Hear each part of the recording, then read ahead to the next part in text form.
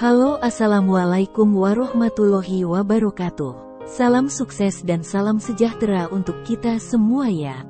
Ketemu lagi dengan channel novel kita, novel kesayangan Anda semua. Mohon dukungan subscribe, share dan like-nya, agar channel ini bisa berkembang dan semakin bersemangat untuk menampilkan novel-novel terbaru ya teman-teman. Selamat menikmati dan semoga terhibur ya. Bab 15. Wina tidak menyangka Emil akan berbohong. Kebohongan itu membuat Wina tiba-tiba menjadi canggung. Wina tahu Jihan sangat menjaga kebersihan diri. Jihan pernah mengatakan Wina tidak boleh berhubungan intim dengan siapapun. Wina ingin menjelaskan hal ini kepada Jihan, tetapi menyadari hubungan mereka sudah berakhir, jadi merasa tidak perlu menjelaskannya.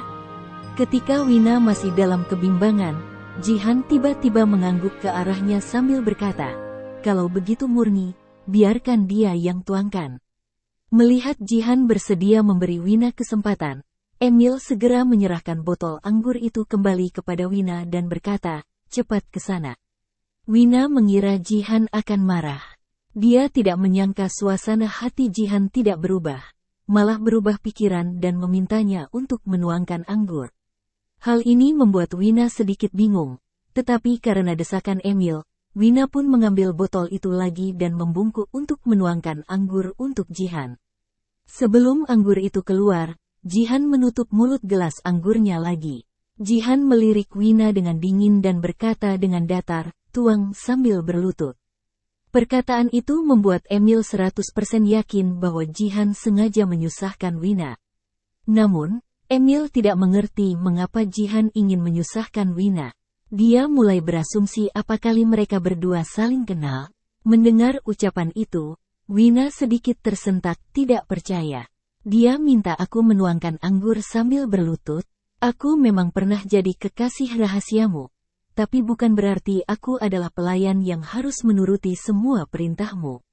Wina berdiri tegak kembali dan berkata kepada Jihan, "Pak Jihan, aku nggak tahu kapan aku sudah menyinggungmu. Kalau kamu merasa kehadiranku sangat merusak pemandangan, aku bisa pergi dan tidak akan mengganggu kalian lagi." Selesai berbicara, Wina meletakkan botol anggur di meja, lalu mengambil tas dan berbalik pergi. Emil meraih tangan Wina dan berkata, "Jangan merusak suasana begitu. Kalaupun Pak Jihan nggak suka kamu nggak boleh menyinggungnya." Emil masih ingin mendiskusikan masalah proyek bisnis. Dia tidak ingin kehilangan proyek di kota Sinua itu karena Wina. Emil membujuk Wina dengan kata-kata manis, tetapi saat melihat Wina bersikeras untuk pergi, matanya tiba-tiba menjadi dingin. Dengan berbisik, Emil mengancam Wina, "Jangan lupa teman baikmu." Seketika, Wina menjadi tenang. Sebenarnya, dia ingin memanfaatkan serangan Jihan untuk pergi dari sini, tetapi tidak menyangka Emil akan bersikeras memintanya untuk menyenangkan Jihan demi proyek bisnis. Emil bahkan menggunakan sara untuk mengancamnya. Hal ini membuat Wina sangat marah. Akan tetapi, agar tidak melibatkan sara, Emil kembali mengambil botol anggur dan berlutut di depan Jihan. Melihat itu, Yenny tersenyum paling senang. Jeffrey hanya mengernyit. Ekspresi khawatir Emil menghilang dengan cepat. Sementara yang lain terlihat seperti sedang menonton sebuah pertunjukan. Hanya Jihan, yang bersandar di sofa, memandang Wina dari atas seperti seorang raja. Teringat malam-malam yang dihabiskan bersama Jihan, Wina tiba-tiba merasa semua itu tidak sepadan. Wina berpikir dia bisa pergi dari kehidupan Jihan dengan bermartabat. Dia tidak pernah menyangka pada akhirnya dia akan menurunkan harga diri untuk menyenangkan Jihan. Mungkin inilah perbedaan status mereka. Meskipun sudah menjadi kekasih rahasia selama 5 tahun, dia tetap ditakdirkan untuk diinjak-injak oleh Jihan. Untungnya, dia akan segera mati. Dia hanya perlu menahan semua hinaan ini selama beberapa bulan. Memikirkan dirinya akan segera meninggalkan dunia ini, Wina menjadi tenang. Wina berlutut dan menuangkan anggur ke gelas, lalu menyerahkannya kepada Jihan. Jihan mengulurkan tangannya dan mengambil gelas anggur itu. Tepat saat Wina mengira Jihan akan langsung minum, Jihan tiba-tiba mengangkat gelas itu dan menuangkannya secara perlahan ke kepala Wina. Anggur merah itu mengalir dari ujung rambut, lalu jatuh ke wajah, leher dan gaun panjang tipis Wina. Ketika tetesan anggur itu mengenai punggung tangannya, Wina perlahan menoleh ke Jihan dengan tatapan tidak percaya. Yang terlihat adalah pandangan jijik dan dingin Jihan. Murahan. Suara Jihan yang sangat dingin itu membuat Wina tidak bisa berhenti gemetar. Wina mengepalkan tangan, menggigit bibir bawah dan memelototi Jihan seolah ingin menusuk Jihan dengan tatapannya. Jihan sama sekali terlihat tidak peduli. Dia mengambil sapu tangan dan menyeka jari yang bersentuhan dengan tangan Wina ketika menerima gelas anggur. Di mata Wina, tindakan itu bagaikan belati yang menusuk-nusuk hatinya. Wina berpikir Jihan menyiraminya anggur dan memanggilnya murahan karena menurut Jihan dia sudah kotor. Semua perbuatan itu adalah pembalasan dari Jihan. Wina sungguh ingin bertanya padanya. Kita sudah nggak ada hubungan lagi, apa urusanmu aku kotor atau tidak?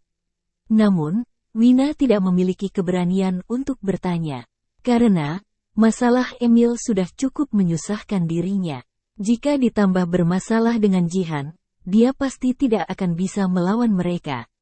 Selesai menyeka tangan, Jihan membuang sapu tangannya, lalu bangkit dan pergi. Melihat Jihan akan pergi, setengah dari pengawal di ruangan itu segera mengikutinya. Bab 16. Kak Jihan. Tersadar dari keterkejutan, Jeffrey segera memanggil Jihan, tetapi Jihan sama sekali tidak menoleh. Sambil melihat Jihan yang berjalan pergi itu, Emil bertanya terheran-heran pada Jeffrey, ada apa dengan sepupumu? Jeffrey hanya tersenyum dan berkata, dia adalah satu-satunya pewaris keluarga Lionel. Karena beban yang dipikulnya besar, kadang-kadang temperamennya sedikit aneh. Jadi, kamu dan Nona Wina jangan memasukkan perbuatannya ke dalam hati. Setelah menjelaskan, Jeffrey mengambil gelas anggur sambil minta maaf kepada Emil dan Wina. Sebagai hukuman, aku menggantikannya minum sampai habis. Setelah menghabiskan dalam sekali teguk, Jeffrey meletakkan gelas ke meja dan berkata dengan ramah, kalian lanjut main dulu, aku pergi cek Jihan. Kesopanan Jeffrey membuat Emil tidak punya alasan untuk melepaskannya. Kalau begitu, kita buat janji lagi lain waktu.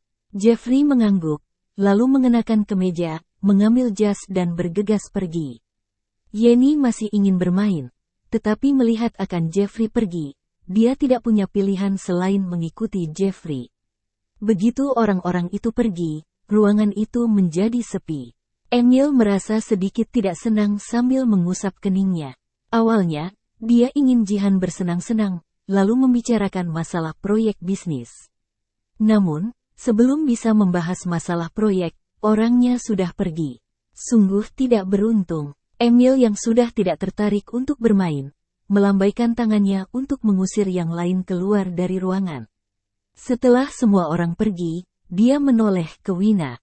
Matanya penuh dengan kecurigaan, kamu dan Jihan saling kenal? Emil menyadari Jihan dari awal sudah mempersulit Wina. Terutama setelah mendengar bahwa dia sudah tidur dengan Wina, Jihan semakin mempersulit Wina. Hal tersebut cukup menunjukkan bahwa mereka berdua saling kenal dan hubungan mereka tidak dangkal. Wina masih berlutut, wajah berlumuran anggur merah, tetapi tetap masih terlihat cantik. Wina dengan perlahan menyeka anggur merah di wajahnya sambil menjawab dengan pelan, iya, kenal. Seperti yang diduga, Emil sedikit membungkuk dan menatap Wina dengan dalam-dalam, gimana kalian bisa saling kenal? Wina tahu apa yang Emil curigai dan menjawabnya dengan tenang. Aku tahu aku mirip Nona Winata. Jadi waktu mengantarkan dokumen kepada Pak Jihan, aku memasukkan sesuatu ke dalam minumannya. Aku pikir setelah tidur dengannya, aku bisa mengubah statusku ini. Tapi, nggak kusangka dia menyadari trikku dan mengusirku. Mungkin karena ini dia menghinaku murahan. Penjelasan itu menghilangkan setengah kecurigaan Emil. Emil awalnya mengira Jihan dan Wina memiliki semakan hubungan kekasih. Lagi pula, jika seorang pria mempersulit seorang wanita pasti karena cinta. Namun, Emil tidak menyangka Wina pernah mencoba merayu Jihan, tetapi gagal. Kemudian, Jihan yang merasa tersinggung itu mengambil kesempatan ini untuk balas dendam kepada Wina. Ada satu hal lagi yang membuat Ernil terkejut. Apa Wina benaran ingin tidur dengan Jihan? Bukannya dia nggak tertarik pada uang? Wina sepertinya menyadari keraguan Emil dan berkata dengan datar, "Aku dulu menyukainya." Sorot mata Wina yang memancarkan perasaan pernah mencintai itu membuat Emil percaya dengan ucapan tersebut. Ternyata begitu. Setelah semua keraguannya hilang, Emil menarik Wina duduk di pangkuannya. Jari-jari dingin menyeka anggur merah di wajah dan lehernya, membelai anggur merah sambil menyekanya. "Sayang, aku nggak sangka kamu akan begitu agresif sampai menaruh obat kepada Jihan." Sayang sekali Jihan bukan tipe pria seperti itu. Jika Emil berada di posisi itu, Emil pasti sudah langsung menikmati Wina. Wina tidak berani bergerak karena takut membangkitkan salah satu orang Emil. Wina hanya bisa menahan rasa jijik dan berpura-pura tenang, lalu berkata, "Pak Emil, kalau nanti aku jatuh cinta padamu, aku juga akan bertindak sangat agresif." Emil mendekatkan wajahnya ke punggung seksi Wina yang basah karena anggur merah. Sambil mencium punggung itu, Emil berkata, "Aku nggak bisa tunggu lebih lama lagi. Sayang, biarkan aku bercinta denganmu." Setelah mengatakan itu, Emil melepaskan gaun Wina dan hendak melepaskan celananya. Raut wajah Wina menjadi pucat karena kaget. Dia berjuang mati-matian untuk melepaskan diri. Namun tak disangka, hal itu malah membuat Emil lebih terangsang. Emil memeluk dan menciumnya dengan liar. "Pak Emil." Wina yang dipeluk dari belakang hanya bisa menahan dada Emil dengan punggung tangannya. Dia melirik tas yang terletak di sofa seberang. Sama sekali di luar jangkauannya. Wina sangat cemas hingga tangannya dipenuhi keringat dingin, tetapi dia harus memaksakan dirinya untuk tenang. "Pak Emil, kamu ingin mendapatkan proyek bisnis dari Pak Jihan, kan? Aku punya cara yang bisa membantumu mendapatkannya. Selama kamu melepaskanku." Ketika mendengar kata proyek, Emil yang sedang memainkan gaun Wina pun berhenti dan bertanya, "Kamu bantu aku mendapatkan proyek itu?" Emil merasa ragu karena Wina sudah menyinggung Jihan, jadi bagaimana mungkin Wina masih mendapatkan proyek itu? Wina berkata dengan yakin, "Meskipun aku gagal menjebak Jihan waktu itu, dia tetap sempat mengira aku adalah Nona Winata. Aku bahkan ada rekaman video. Kalau aku menggunakan video ini untuk mengancamnya, aku bisa bantu kamu mendapatkan proyek bisnis itu. Dia pasti akan memberikannya padaku." Bab 17. Emil tiba-tiba menjadi tertarik ketika mendengar Wina berkata bisa membantu mendapatkan proyek tersebut. Penawaran harga untuk proyek di kota Sinoa akan dimulai bulan depan. Emil dijanjikan bisa mendapatkan posisi alih waris jika bisa mendapatkan proyek tersebut. Namun, kali ini pesaingnya adalah grup Gerard dari kota Ostia yang merupakan salah satu perusahaan terkemuka di dalam negeri. Sangat sulit bagi Emil mengalahkan grup Gerard secara profesional, jadi dia ingin memenangkan proyek ini dengan berusaha menyenangkan Jihan. Namun, sangat sulit untuk menyanjung Jihan. Kali ini, kalau bukan karena bantuan Jeffrey, Emil bahkan tidak akan bisa bertemu Jihan.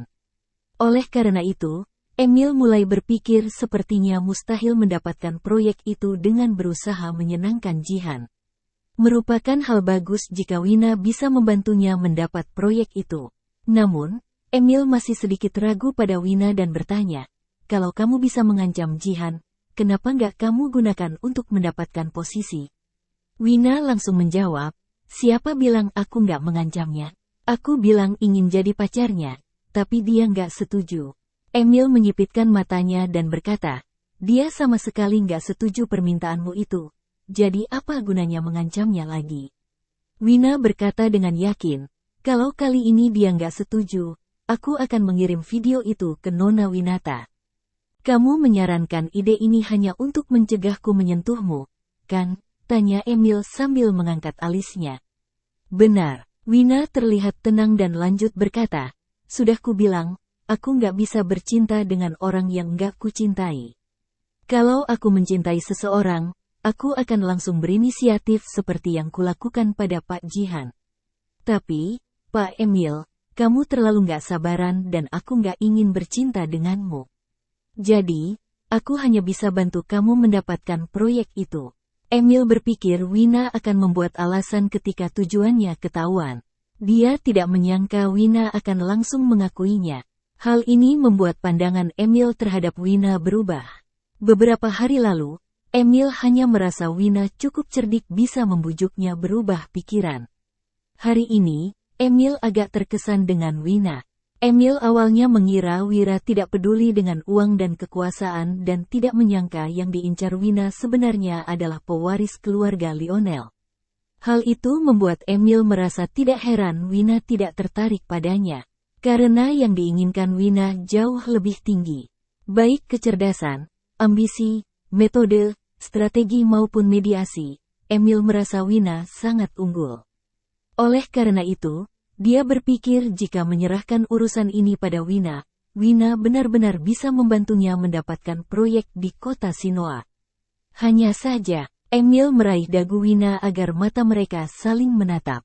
Kalau kamu gagal, aku akan panggil teman-temanku untuk bergiliran meniduri sahabatmu, ujarnya. Emil tahu bahwa Sarah adalah kelemahan Wina. Selama Sarah masih ada, Wina akan selalu menurutinya.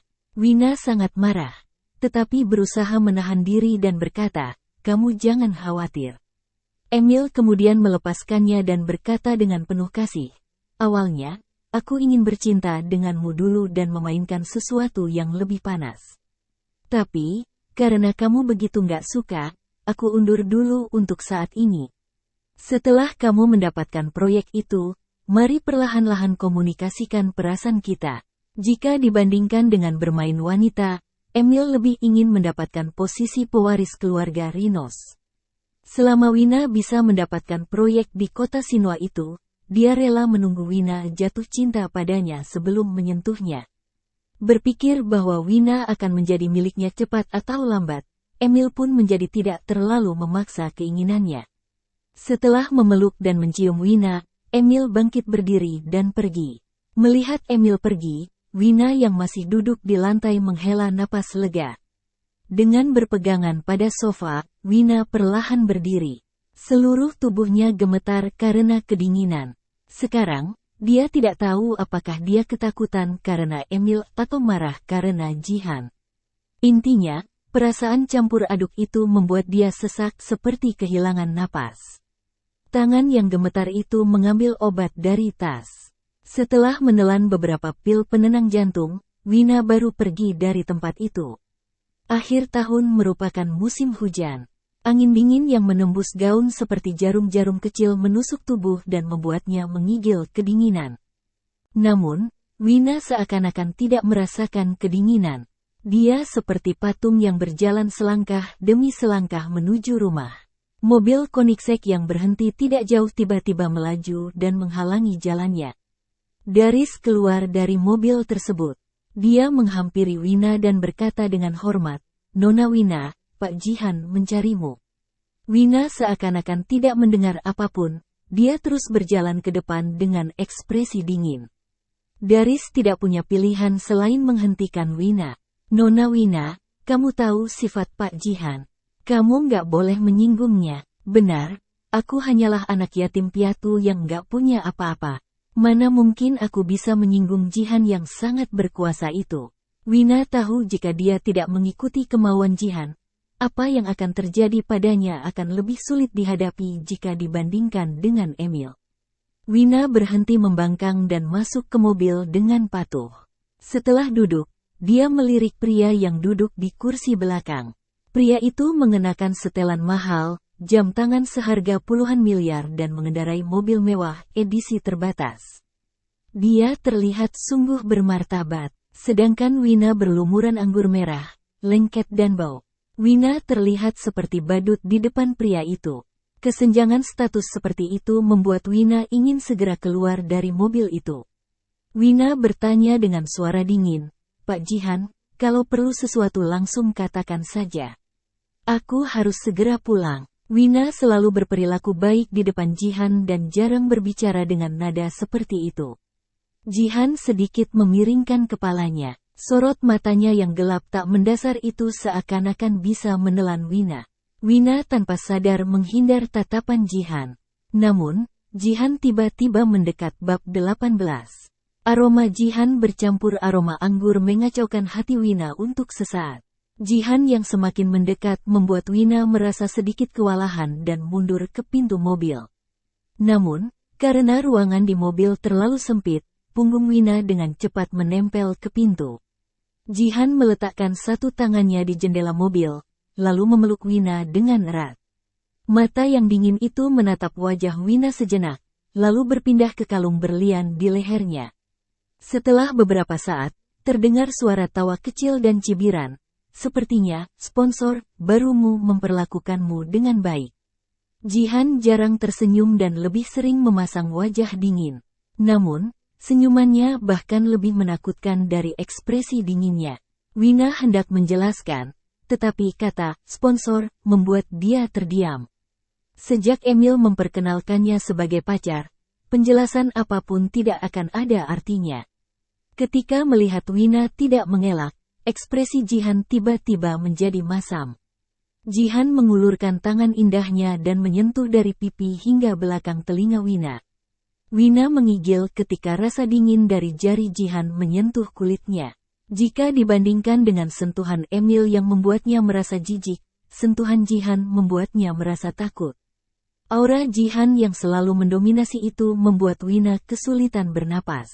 Setelah menyisir rambut Wina dengan jari, Jihan meraih bagian belakang kepala Wina dan mendekatkan ke wajahnya. Jihan merendahkan suaranya dan bertanya dengan dingin, "Kapan kalian bercinta dan sudah berapa kali?" Seiring jarak mereka semakin dekat, embusan napas Jihan semakin terasa oleh Wina. Napas itu membuat hati bahkan tulang Wina terasa seperti tergelitik. Wina memarahi dirinya sendiri yang mudah tergoda di dalam hati. Kemudian, dia dengan cepat berpaling untuk menghindari kontak mata dengan Jihan. Akan tetapi, Jihan tiba-tiba mencengkeram lehernya. Jihan memelototi bekas cupang di belakang leher Wina. Dengan suara yang dingin menusuk tulang, dia bertanya, "Apa kamu baru saja melakukannya?" Raut wajah Wina menjadi pucat. Dengan cepat dia menutupi area Emil menciumnya dengan tangan dan berkata, "Enggak, aku dan dia enggak pernah melakukan itu." "Apa menurutmu aku akan percaya?" Tatapan Jihan seperti melihat orang mati, begitu dingin hingga membuat orang gemetar. Wina tidak bisa menahan rasa pilu di hatinya, tetapi masih coba bertahan dan menjelaskan, "Terserah kamu mau percaya atau enggak. Yang pasti aku enggak pernah bercinta dengannya." "Oh ya," cibir Jihan sambil tersenyum sinis. Dia lanjut berkata, "Sudah atau belum, tinggal diperiksa saja." Jihan tiba-tiba melepaskan gaun Wina dengan paksa. Hal itu membuat Wina berseru kaget dan secara refleks menutupi tubuh dengan kedua tangannya. Sebelum Wina sempat mempertanyakan perbuatan Jihan, Jihan sudah merobek celana dalam Wina. Hanya dalam sekejap, jari Jihan sudah masuk ke dalam dan gerakannya sangat cepat dan ganas. Karena tanpa persetujuannya, seluruh tubuh Wina gemetar kesakitan. Wina mencengkeram bahu Jihan dengan marah dan menyebutnya bajingan. Akan tetapi, Jihan seperti tidak kedengaran. Jari-jarinya yang ramping terus mengeksplorasi sesuatu. "Jihan, apa kamu sudah gila? Biarkan aku pergi." Wina tampak malu dan marah. Cengkeramannya semakin kuat hingga kuku jarinya menusuk daging Jihan. Namun, Jihan tetap menolak untuk melepaskan Wina. Raut wajah Wina memerah. Dia hanya bisa menggertakkan gigi dan menoleh ke belakang. Ketika melihat Pak Daris tidak masuk ke dalam mobil, Wina mendapatkan kembali sedikit harga dirinya. Namun, ketika gerakan Jihan menjadi lebih ganas, Wina merasa malu dan marah. "Jihan, apa sebenarnya maumu?" Wina sangat marah, hampir menggila. Tetapi tidak ada ekspresi yang bisa dia tangkap dari wajah pria tidak berperasaan itu. Gerakan yang bersemangat dan garang itu seperti bukan untuk menikmati, melainkan untuk membuktikan sesuatu. Wina menahan rasa sakit dan ketidaknyamanan, mencoba untuk melihat ekspresi Jihan. Raut wajahnya pucat, keningnya berkerut dan ada sedikit kemarahan yang tersembunyi. Ekspresi Jihan seperti itu ketika sedang marah. Dulu, Wina sangat takut pada ekspresi seperti itu. Namun, sekarang Wina sudah tidak bisa mengerti Jihan. Jihan, Wina memanggil namanya, tetapi tidak ada respons. Jihan masih terobsesi dengan memeriksa Wina berulang kali. Wina menahan tangan Jihan dan mengingatkan, jangan lupa, kamulah yang gak menginginkanku lagi. Jadi, jangan sentuh aku lagi. Nada suara Wina yang sangat dingin itu membuat tangan Jihan berhenti sejenak. Ketika Jihan membuka mata, terlihat serat merah di ujung matanya. Sorot matanya seperti ada api yang menyala-nyala. Sudah jual ke Emil, jadi nggak membiarkan aku menyentuhmu lagi? Suara yang indah, sedikit serak tapi jernih serta memikat itu mengeluarkan kata-kata yang sangat tidak enak didengar. Kata, jual, itu telah menginjak-injak harga diri Wina. Wina pernah menjual dirinya kepada Jihan. Wina berpikir bahwa Jihan akan mengubah pandangannya jika dia tidak menggunakan uang Jihan sepeser pun. Namun, Wina tidak menyangka bahwa di mata Jihan, dia tetaplah seorang pelacur yang bisa diperjualbelikan sesuka hati. Perasaan Wina terasa seperti ditusuk ribuan jarum. Menahan rasa sakit yang luar biasa itu, Wina tiba-tiba tersenyum. Pak Jihan. Wina mengaitkan leher Jihan dengan kedua tangannya dan berkata sambil tersenyum, dia membeliku, jadi tentu saja aku nggak bisa membiarkanmu menyentuhku. Aturan ini kamu yang ajarkan padaku. Apa kamu lupa? Mendengar itu, raut wajah Jihan perlahan-lahan menjadi masam. Apa katamu? Tanyanya. Wina mengangkat sedikit dagunya, lalu berbisik di telinga Jihan, biar aku beritahu. Sebenarnya tadi aku bohong padamu. Sudah sejak lama aku bercinta dengan Pak Emil. Semalam ada 3 kali. Hari ini ada 2 kali. Sekarang aku adalah wanitanya. Jadi Pak Jihan jangan main-main denganku.